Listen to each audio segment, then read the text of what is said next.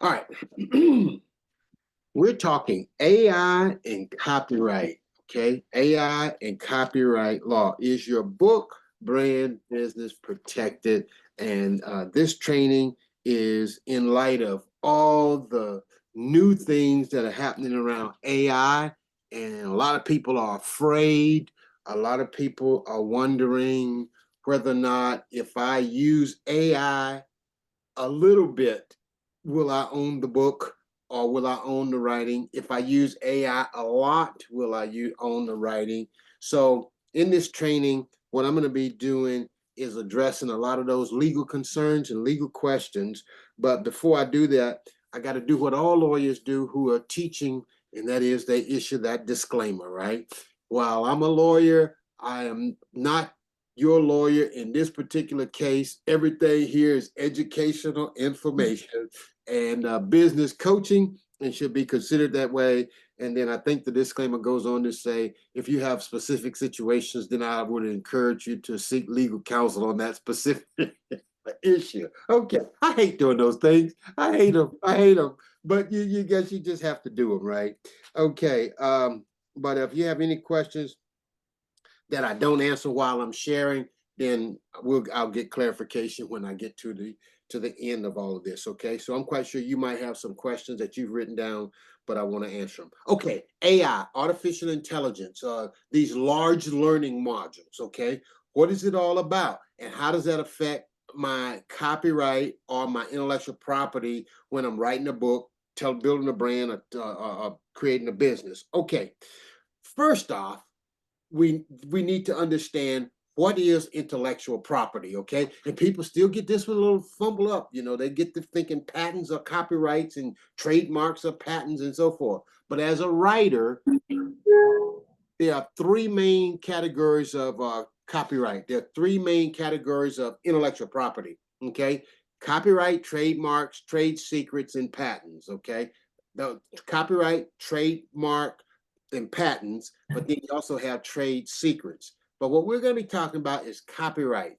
Copyright has everything to do with your literary writings, things that you write, things that we put in some type of fixed form, okay? That's copyright. Now, when we think about copyright, we got to think about what is a writing or what is writing, okay? The writing has been defined by the law and by the courts that a writing is any thought that has been put in some type of a fixed form.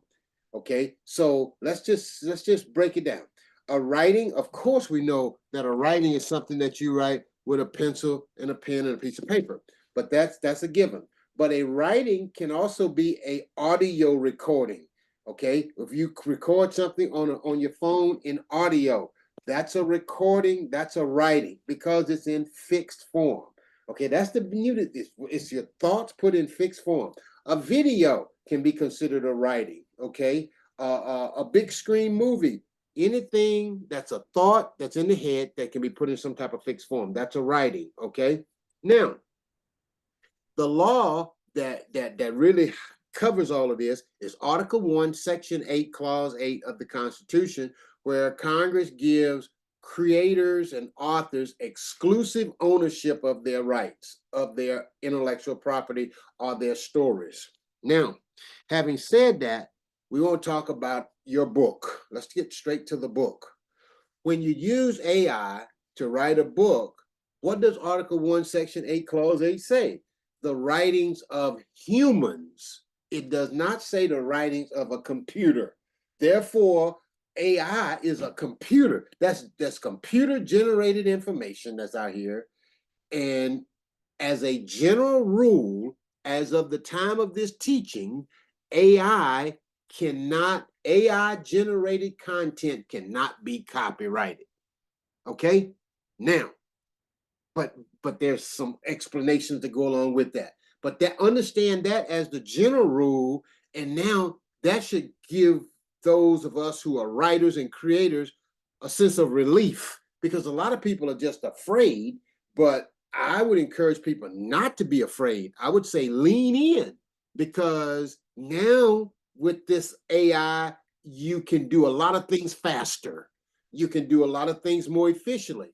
because what you put into these large learning modules or AI, it cannot in and of itself be copyrighted, but your original work that you put into the machine can be copyrighted. So if you write a paragraph about your life and you put it in AI and it pulls out that paragraph and write it different, restructure it different, that's your original copyright. That's the main thing that writers need to know. If you put your whole manuscript in AI and decide that you want to have it edited chapter by chapter, paragraph by paragraph, write this better, that is your original work, because the work of you creating that story was yours from the very beginning. Now, where people run into danger at is if they ask AI, write me a book, write me a 25-page book, and then AI spits out this 25-page book. Now, some of the possible challenges is that that book may look like somebody else's book that did the same thing. And if the two of you decide that you want a copyright on that, that is not, you won't be able to win that copyright because you drew out 100% of your book from AI, and that type of material produced of itself is not copyrightable. Okay? All right. So that's the main thing right there. Now, okay. So let me give you some of the concerns though. Some of the concerns is if there's plagiarism and someone is claiming, if you plagiarize what I just said, if there's plagiarism or if somebody else's work is copied, or you might want to think about ethical concerns and or just letting people know, hey, I'm using AI. I used AI to edit, to proofread, and to, if you let people know about that, then people are going to be all right. It's up to them to decide whether they want to take on your material or not. Okay?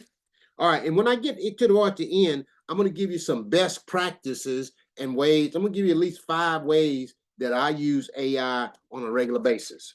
All right. Building a brand, growing a business, strategies to turn your book into a successful business using AI. Okay. So first off, if you are writing a book, that book, the first step you should do with the book is register the copyright. That's the first thing. When you register your copyright, now you have originality on the work that you put in the Library of Congress. Copyright.gov. You're probably familiar with that one. Copyright.gov. That's step number 1. And when you put your information out there to copyright.gov, it's registered. Now, let's just say you come after that and build a course based on that book. That work is already, that's copyrighted. Now, if you put this course out there and you change it up and add more portions to it and sections to it, then you can go and register that course as well and then have the course protected. So now your whole brand here is being protected as you go because you started the foundation of your business, which was your story or your book, copyrighted. And that's the step number 1. And that's the primary or the main step. Okay. All right. Now, even though I'm sharing a lot of thoughts, most of my thoughts or teachings here is going to be focused heavily on copyright and heavily on books, there are other aspects of intellectual property that may come into play. So if you're ever uneasy about anything to do with your copyright or your IP or using AI, I would always say ask questions of legal counsel or ask someone a question that would know about it so that you can be at peace. Because a lot of times if you're feeling some kind of way, there's a reason why you are feeling that way. All right. Now, intellectual property guidelines. Here again, I want to say copyright.gov. Now, what I want to do is I'm going to share my screen and put this into the training because I want to share you, people used to say a hack. I don't really like using the word hack, but I'm going to show you a helpful strategy here that's very good. If you want a short course, copyright.gov, you go here and here you do your registration, you're right here. And then you go here and you go into the work portal right there. Okay. Now, now here's something else right here.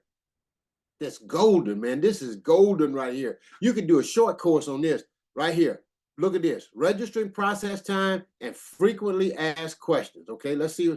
Now, why is that going into Adobe? Okay, processing times and frequent asked questions. I don't know why it's going into Adobe, but there it is right there. Registration, okay. Registration processing time, frequently asked questions. You know, how does Copyright Office measure processing time? How long does a registration take when it's registered? How can I ensure the claims to proceed? You know, there you go. Okay, so those are questions right there. But I want to go to another section there, and I want to go to those frequently asked questions on the copyright.gov site, because COPY, that's a very, very resourceful place to go. Very, very resourceful place to go. Okay, so here we go. I'll share my screen again and get this in the record right here. Right here. Okay, so here we are right here. Copyright.gov again. And I want to scroll all the way down to the bottom. And I want to come over here to the left right here. And here we go, frequently asked questions, okay? And we'll click on this right here and look right here. This is golden right here, okay? This is golden. And a lot of times it's just as simple as this. Just come right here and you're going to get great information, okay? Copyright in general. And what does copyright protect? So let's go right there. Let's just go right there. What does copyright protect? Let's look at it. What does copyright protect? Can I copyright my website? Yes. Can I copyright my domain name? How do I protect the recipe? Okay. How do I protect my idea? All right. Okay. So let's go right here with what does copyright protect? Let's just go right there. We'll just deal with that one right there. Okay. Copyright, my domain name, does not protect domain names. Your original website, yes, it can be protected, okay? Copyright is a form of intellectual property that protects original works of authors, including, there it is, literary. Let me make that a little bit bigger. Okay, let's make it bigger. Yeah, there we go. There we go.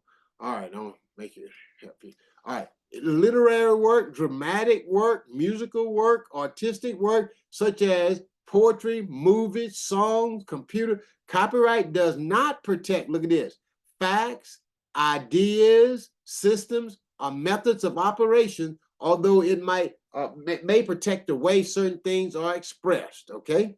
So that right there is just huge. And then you can go on with the logo, the titles and slogan. Look at this, okay? This is good right here.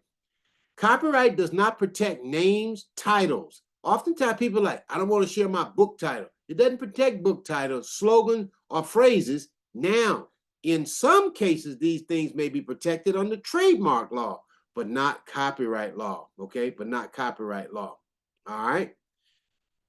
Okay, all right, okay. So it goes on and on, okay? And okay, like who can registering the work, okay? But this is so important that you understand what is protected and what can be protected, okay?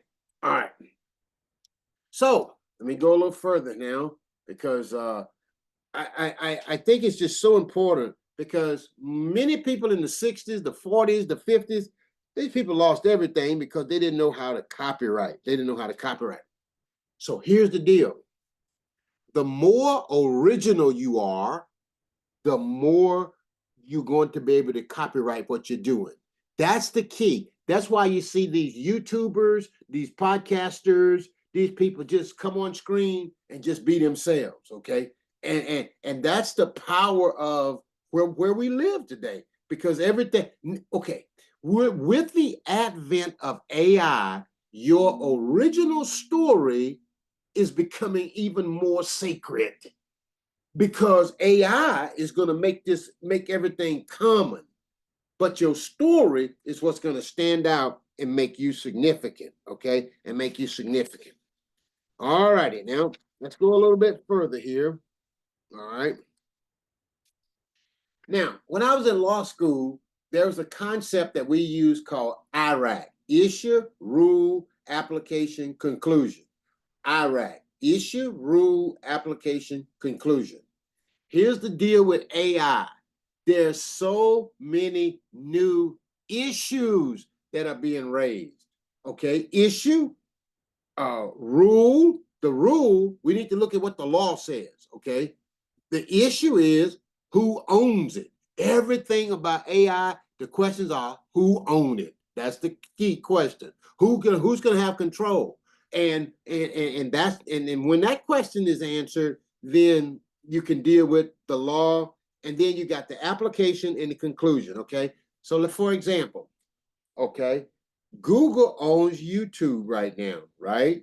And Chat GPT is owned by Microsoft. That's it, Microsoft.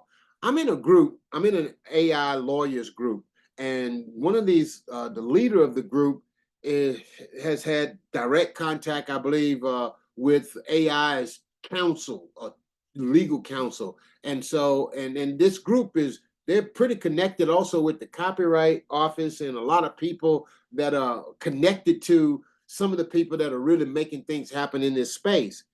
The big question is becoming, if you put a creative prompt into AI and it pulls out this unique information that was crafted because you asked such a great question, who's going to own that? Will that be yours? Will that be the company's? The question is centering around that. There's no case law on it yet. It hadn't been litigated yet, but that's where we're headed. It's all about control. And when it comes to this stuff, you just want to be safe, be smart, and be legally informed as much as possible by doing things such as you're doing right here. And that is being on the cutting edge of what's going on. But so the issue is always going to be ownership and control. Okay, the law is right now, the general rule of law is AI created content cannot be copyrighted by individuals, but what comes out of it can be because it's unique. Now, the question becomes, what is the companies doing? Oh, the question is, where do these companies get their information from? You see what I'm saying? Where do these companies get their information from? How does you get the information? ChatGPT now is saying that it gets its information like they call scraping. Okay, it scrapes the internet, it scrubs the internet and just pulls all this information together. That's one way to do it. And then there's some platforms that are getting it in a more permissive manner as opposed to just scraping everything that's out there. ChatGPT currently says that they don't own the information. They don't bar you from claiming ownership to what you get out of it. That's why it's called open AI. Okay. All right. Now, let me go a little further here. All right. I'm going to just take a peek at my notes because I wanted to make sure I cover all these points here. Now, let me go into some best practices. Best practices. Here's some best practices. I'm going to probably give you several. Best practices, be creative with your prompts. Be extremely creative with your prompts. And that's the key to getting information that you can currently copyright and use, okay? Let me give you about 5 ways that I use prompts. I use prompts to edit. I use prompts to proofread.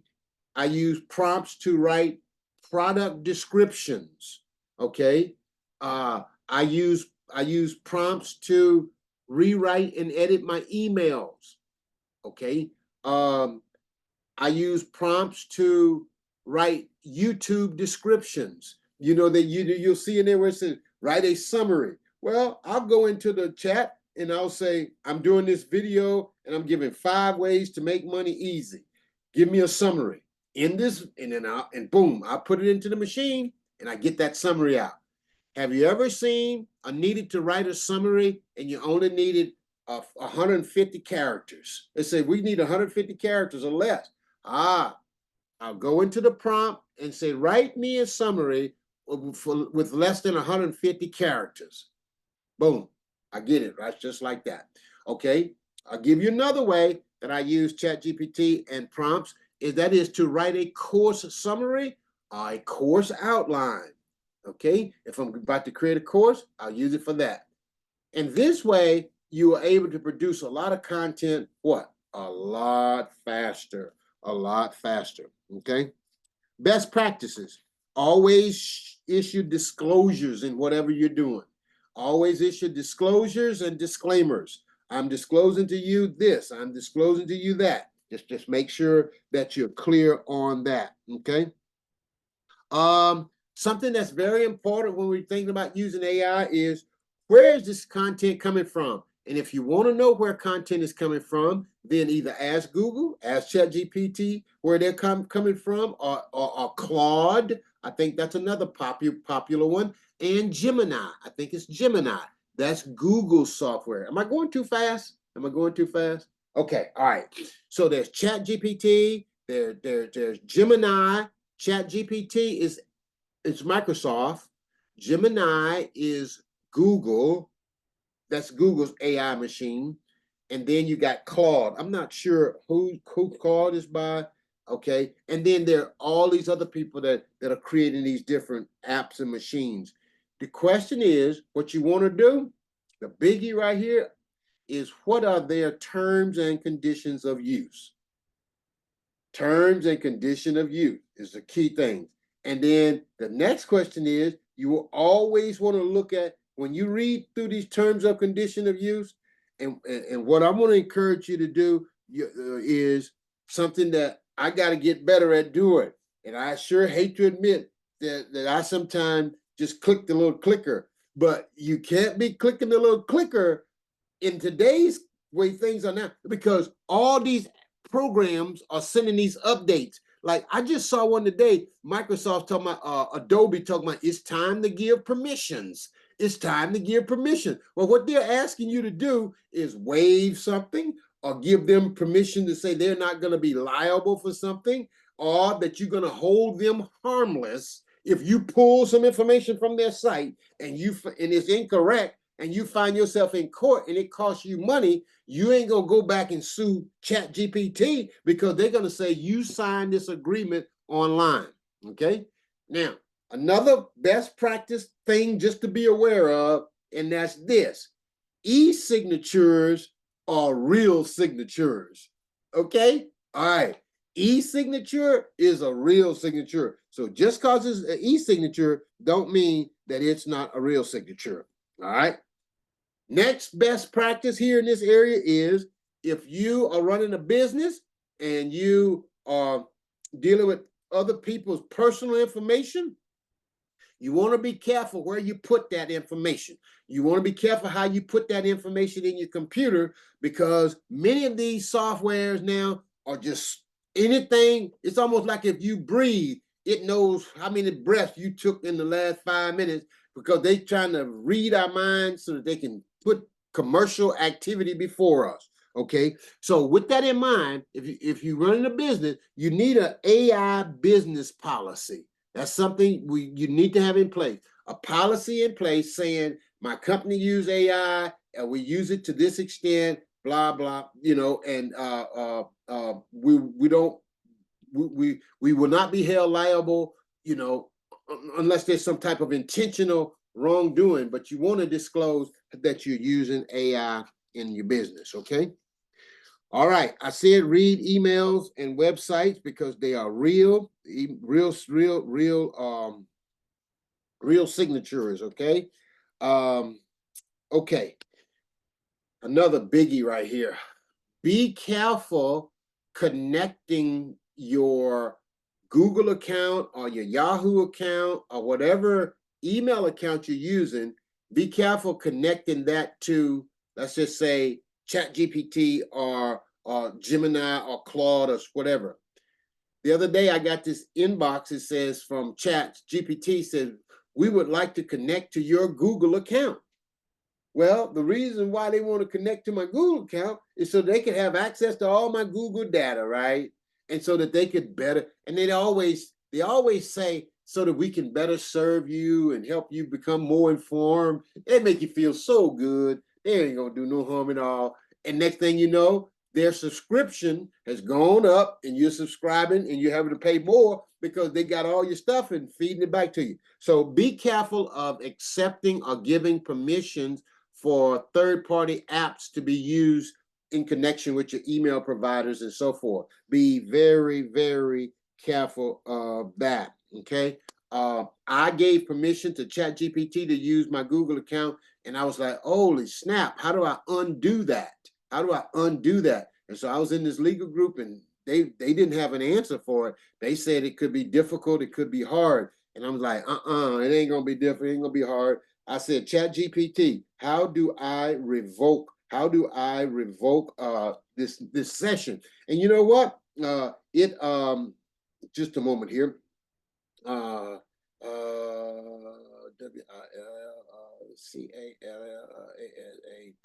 I revoked it. I was able to revoke it because I asked ChatGPT and it told me. It says go right into your Google account, click on Google Security, and then you said you'll see this drop down of all the third-party apps, and go there and click on it and hit revoke. And I did it, and it disconnected ChatGPT from my Google account. Okay, so that's something to be very, very much aware of. Okay, all right, let me give you another best practice. Now, this one right here is just, you're a Google user, right? You use Gmail, right? Okay, if you use Gmail, you definitely want to see this, and you want to be aware of this because this is huge right about here. This is huge right about here. Okay, let's see here. All right, now I'm going to share my screen when I do this because I want to show you something. Okay, all right, I'm about to share my screen, and this is, ma'am, I'm a lawyer and I got kind of taken on this one. When you're creating documents in Google Drive, you see right here, I'm in my Google Drive. Do you see this right here? Ownership literally means owner, right? Okay, that's very, very important right there. Very, very important right here. That owner right there. So if you're gonna create a document and you working with virtual assistants and you're working with a team, then you want to be the one to originate the mother file or the main file. Okay, or you want to be the one showing up right here. Okay, then you can share it with them over here. You know, you'll see shared with. So in your Google Drive, you want to hold ownership of that file. Even though when you share it with somebody, they can copy it and download it. But if they are the owner of that file and they share it with you and you hadn't copied it or downloaded it, then you could get blocked out of a file that you paid somebody to create for you. Okay, that's very, very big right there. So the bottom line is, if you're going to work in Google and you're going to have a team or somebody working with you, and you say, okay, I want you to create a manuscript for me. Let's work on this manuscript. It needs to start off with you as owner. And you want to ask and make sure that people know that up front when you first get started with them. That way it don't become difficult later or awkward when you say, I want to own my files. Well, it's going to be awkward after if you done been down the road 3 or 4 months. Okay, very, very big right there. Okay, ma'am,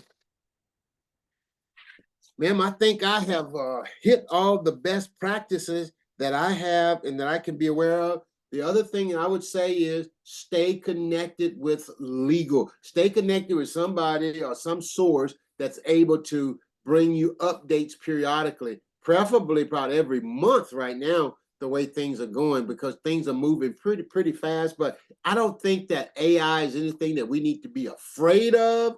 I think it's something that we have to pretty much embrace because it is what it is, and companies are using it, and it's it's common. It reminded me of a thought that I heard the other day. This gentleman was talking about, he was a pastor of a church, and they didn't have a piano at the time when the church had gotten started. And boy, they brought in a new piano. And then as a result of them bringing in that piano, guess what happened? It split the church. It split the church because over the piano. Another issue that this pastor was saying that the choir wanted to get some new robes, and there was a big old discussion over the new robe, the color of the robes. It caused a split, the color of the robes. Here's the deal. No, anytime something new is brought into the picture, there's always going to be the left and the right. There's going to be those who are going to be the leapers and those who are going to be the limpers. And there are going to be those who are going to jump out there fast and those who are not going to jump out there. In this particular case right here, I think there's a lot of opportunity out there for those who want to get ahead of the game and maximize and be on the cutting edge. And I think that's what this is all about. You can really do a lot with your writings now, a lot faster, a lot more efficiently. I think AI is similar to Amazon, in my opinion, and that is Amazon kind of like level the playing field for authors and writers through Kindle Direct Publishing.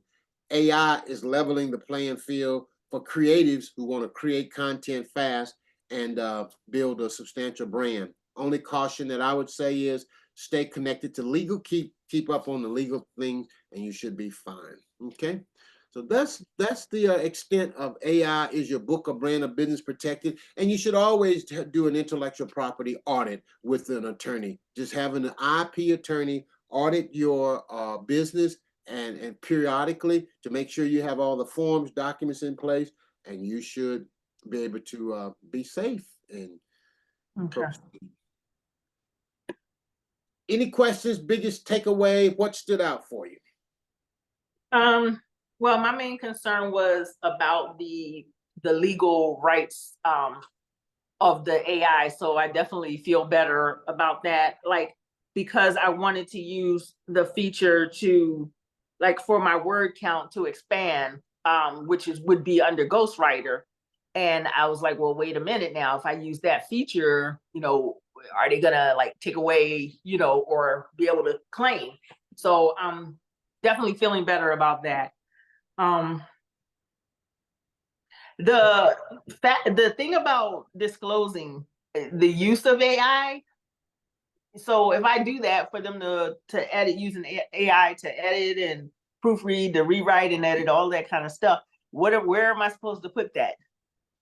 I would put it either you can put it in the front of the book or in the back of the book, as long as it's in the book. Stating that to a minor percentage or to a small degree, AI was used to edit, proofread, and to ghostwrite a small portion. I don't know if I would say AI was used to ghostwrite. I don't. Yeah, I really don't want to say that. No, well, no, I don't. Unless it's more than 50% of the book. If it was more than 50%, and it's not that amount. So I would just say AI was used to edit, to proofread, and to make this content flow. Yeah. The maybe the rewrite part. Yeah. But that's a small percentage, though. Because I consider that editing. Mm-hmm. Mm-hmm. If the grammar is not correct, it's going to be edited to correct it. Correct? Mm-hmm. Yeah. So so tell me exactly what was your question. Okay, what's your question? The question you wanted to ask is, how do you issue a disclaimer that you used AI for a? How do I disclose that? How do I disclose? Okay, DISCLOS. The use of AI to edit. The use of AI to edit. Revise. Proofread. Proof. Yeah. Proofread. Revise. Revise, I guess. How do I disclose the use of AI to edit, proofread, revise? And what? That should be it, because I think edit is, well, ghostwrite. I don't know, because ghostwrite, the purpose of ghostwrite is to expand, but isn't that also editing? I don't know. Let's say, how do I disclose the use of AI to edit, proofread, revise, and slightly, SLIGHTLI, expand the content of my book? Would that be accurate? Yes. content of my manuscript without doing what? Without saying that AI wrote my book. Without saying the ghostwriting. Without saying that portions were ghostwritten. Right. Okay. All right, let's go for it. There we go. Let's see what happens. Disclosing the use of editing, proofreading, and slightly expanding your manuscript can be done in a transparent and straightforward manner without implying that portions were ghostwritten. Here's a possible way to phrase the disclosure. Disclosure of assistance of AI. In the preparation of this manuscript, I utilize AI tools to assist with editing, proofreading, revision, and minor content expansion. This tool helps improve clarity, grammar, and overall readability. All substantive ideas and creative content remain my own. I like it. Yes. There you go. Screenshot. Okay. Okay, you got it? Yep. Already did. Good deal. Good deal. Okay. All right. So, and that will go in the back, the very back of the book. Put it in the back, front, whatever. You just, whatever, wherever you want to put it. You know. Okay. Yeah. Yeah. Oh, okay. I guess that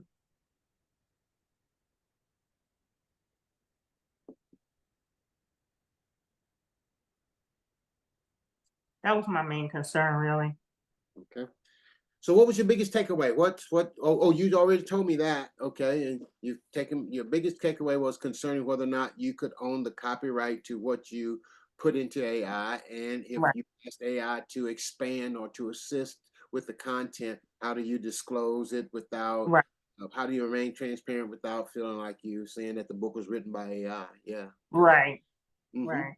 Okay. All right. And I guess a little bit off topic, a little bit concerning the word count.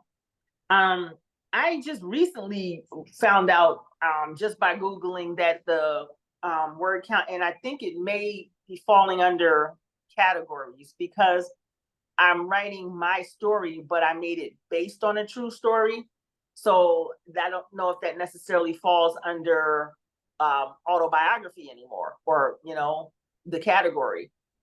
And then category determines the word count that's required. Is that in Kindle, direct publishing? Yes. Category determines the word count.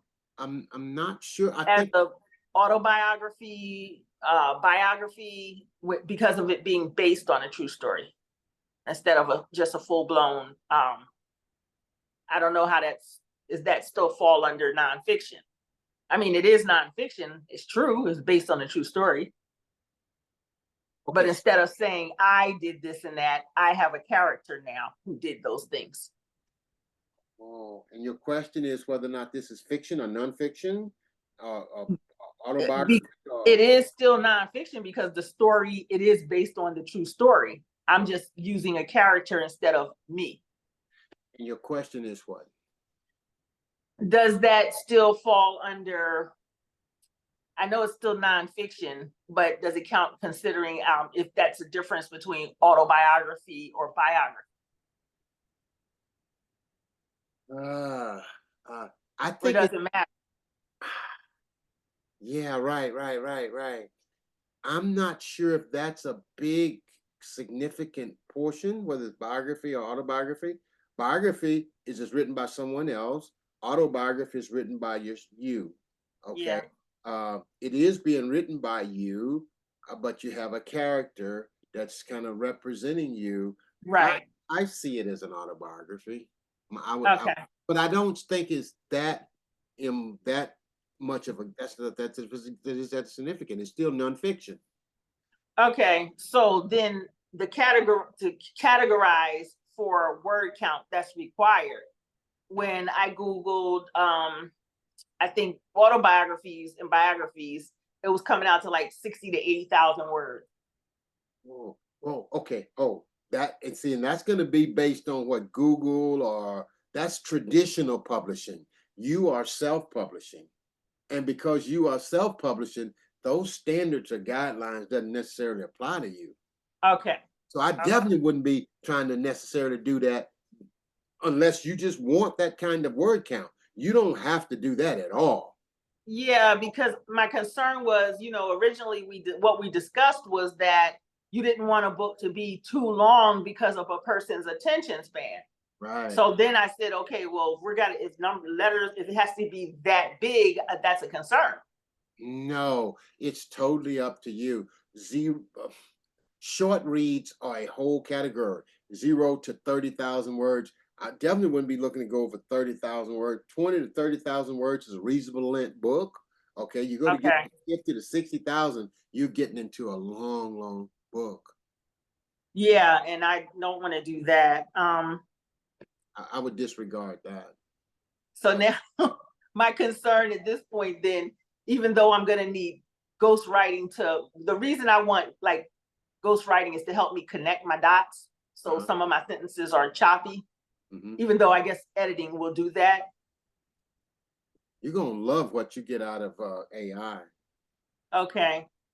So now I'm at like 20. I have my word count right now is like 20,000 for chapter 1.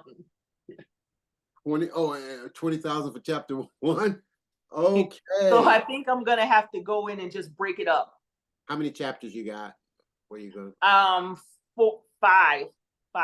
So how many words do you have in the other 4 chapters? The others are not that big. Okay. They're not. I would maybe 4,000 words, stuff like that. Okay. I would go in. What are you using? ChatGPT, Claude? I haven't used either or any of them yet. I've only just have my stuff in there. Okay. My recommendation would be go into ChatGPT, and here's a key prompt that I want you to use. Take on the persona of a masterful storyteller and writer. That's the way you talk to that's the way you do it. You tell it, like when I do research and I'm on ChatGPT, I say, take on the persona of an IP lawyer. Take on the persona of a excellent editor, or take on the persona of a masterful storyteller and rewrite this paragraph. Okay. That's the way you got to talk to it, okay? Okay. So what you want to do now is put all of that content that you got in a document, boom, and save the original that you put in there. All right. Then go into ChatGPT and say, rewrite this paragraph and make it shorter. Rewrite this paragraph and, shorten this. Say the same thing shorter. Okay. Make this flow. Connect all of this together. And you sit down and begin to really work through it. You might want to look at Gemini. That's Google's. I've not used Gemini, but you might want to look at Gemini, or you might want to look at something called Claude. I haven't used Claude, but I've heard my copywriter use it. I've heard lawyers a lot, and some law groups use it. Claude, I believe, Claude. Okay, that's supposed to be a good writing app for writing. And then there's ChatGPT. Those are the 3 biggies out there. But you're gonna love it. It's gonna read great, and you're gonna own it, and it's yours, and you don't have all this to fear. And you can be done in short notice. Okay, I have to be because it's due. It's pretty much due. Yeah. All right. Okay, so if it will do the proofreading, will it also tell me will it give me feedback because I've added poetry in there? Will it give me feedback on that? That's like a big concern of mine. Will it give you feedback on the poetry? Yeah. It'll give you what you ask it for. Okay. If you want feedback on it, write this more emotionally. Write this in the active voice. You want to tell it. You just got to give it those commands. Tell me what you think of this. Okay. And then you'll just work through all that just like that. Okay. All right. All right. Are you glad you came in to the training tonight? Yes. All right. So I have a little more, I'm more at ease now about it. Yeah, yeah. Because I'm down to crunch time, as you called it on me, that I would be. And these things popped up and I'm like, oh, okay, this is an alternative. This is an option versus like paying an arm and a leg for somebody to rush and get this out for me. You're incredibly right. Well, I want to show you something, but I'll stop the recording and then be done. Okay. This is going to conclude our training on AI and authorship. Is your book, brand, and business protected?